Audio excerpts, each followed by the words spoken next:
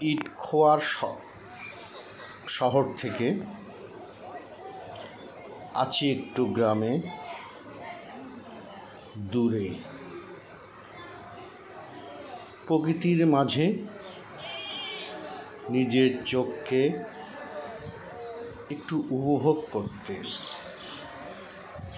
প্রিয় বন্ধুরা, প্রকৃতির এমন মনোরম দৃশ্যটি বাংলাদেশের বগুড়ার শেরপুর উপজেলার ভবানীপুর ইউনিয়নের মধ্যে।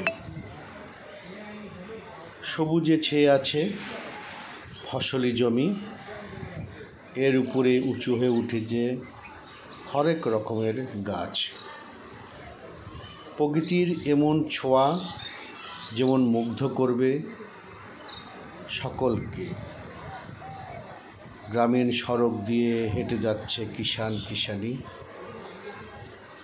ফসল উঠেছে ঘরে, আবার নতুন করে ফসলের চাষে নামবে কৃষক।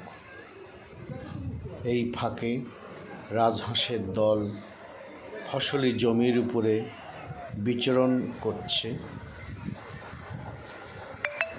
যদি নিজেকে উপভোগ করতে চান তাহলে গ্রামীণ জীবনে ফিরে আসুন।